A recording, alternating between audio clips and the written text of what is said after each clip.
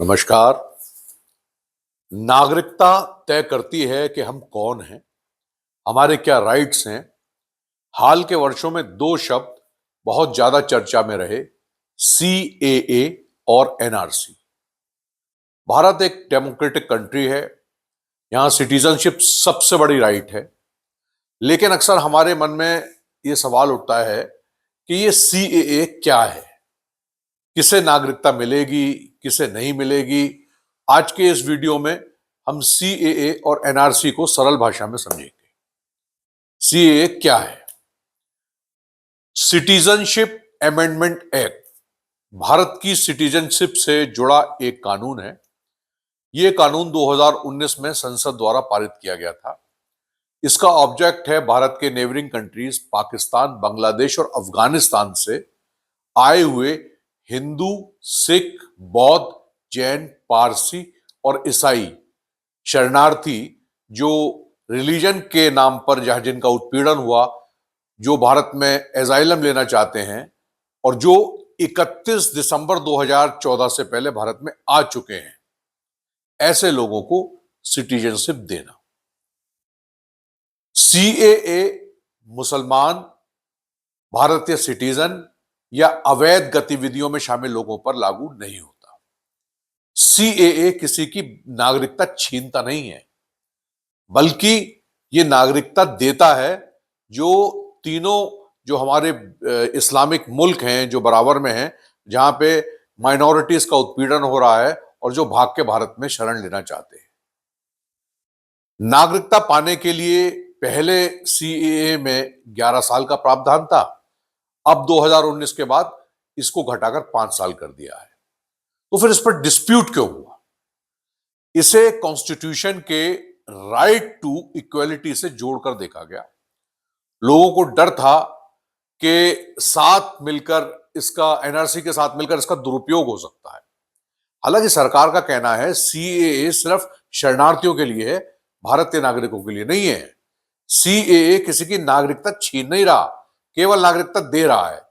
CAA का धर्म से संबंध, जो शरणार्थी हैं जिनका विदेशी मुल्कों में उत्पीड़न हो रहा था, जो हमारे देश में आना चाहते हैं, उस आधार पर उन्हें नागरिकता दी जा रही है। ये एक लीगल और ह्यूमन राइट से जुड़ा कानून है। इस पर अलग अलग विचार हो सकते हैं, लेकिन सही जानकारी हर एक नागरिक के लिए जानना जरूरी होता है। एनआरसी है नेशनल रजिस्टर ऑफ सिटीजन्स। ये एक ऑफिशियल लिस्ट है जिसमें केवल इंडियन सिटीजन्स के नाम रजिस्टर करे जाते हैं। इसका उद्देश्य है भारत में रहने वाले लीगल सिटीजन्स की पहचान करना। एनआरसी क्यों लाया गया? ये जो इलीगल इन्फिल्ट्रेटर्स हैं, इनको रोकने के लिए, एक्चुअल इंडियन सिटीजन्स की पहचान करने के लिए, और जो एक्चुअल सिटीजन्स हैं उनके प्रॉपर रिसोर्सेज और राइट्स के डिस्ट्रीब्यूशन के लिए। अब तक एनआरसी पूरी तरह से केवल आसाम में लागू हुआ है।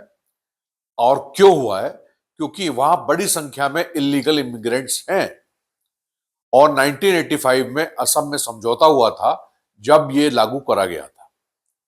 इसकी कट ऑफ डेट क्या है? असम में एनआरसी में नागरिकता साबित करने के लिए 24 मार्च 1971 से पहले भारत में होना जरूरी है। जो लोग ये साबित नहीं कर पाएंगे, उनका नाम एनआरसी सूची में से हटा दिया जाए। एनआरसी में नाम जोड़ने के लिए क्या चाहिए? बर्थ सर्टिफिकेट, प्रॉपर्टी के पेपर्स, एजुकेशनल के सर्टिफिकेट्स और आपके माँ बाप के डॉक्यूमेंट्स। सभी डॉक्यूमेंट्स को स्क्रूटनी गवर्नमेंट एजेंसीज करती हैं। अब एनआरसी और सीए में अंतर क्या है? एनआरसी नागरिकों की पहचान करती है, सीए शरणार्थियों को नागरिकता देती है। एनआरसी नागरिकों की जांच करती है, सीए सिर्फ सिटीजनशिप देती है।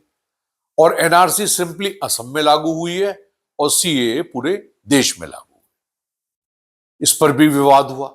एनआरसी पर विवाद के मुख्य कारण है, एक तो अशिक्षित लोगों के पास डॉक्यूमेंट्स की कमी और उनको पॉलिटिकल पार्टीज द्वारा भड़काना, लोगों को नागरिकता खोने का डर और लंबी कानूनी प्रक्रिया और मानसिक तनाव। एनआरसी कोई नया कानून नहीं है। एनआरसी का उद्देश्य पहचान है, सजा नहीं है। एनआरसी और सीएए अलग अलग प्रक्रियाएं हैं। एनआरसी एक एडमिनिस्ट्रेटिव प्रोसीजर है और सीएए भी एक लॉ है। असम एनआरसी में नाम के लिए 24 मार्च 1971 से पहले भारत में होना शामिल करना आवश्यक है। चिंताएं इसलिए उठ रही हैं क्योंकि कई लोगों के पास दस्तावेज नहीं थे, निष्पक्षता को लेकर सवाल थे। सीएए और एनआरसी को जोड़कर देखा गया। सरकार का कहना है सीएए शरणार्थियों के लिए है और एनआरसी पहचान की प्रक्रिया है। अफवाहों से ज्यादा जरूरी है सही जानकारी, तथ्यों को जानें। सीएए और एनआरसी कानूनी और मानवीय पहलुओं से जुड़े विषय हैं।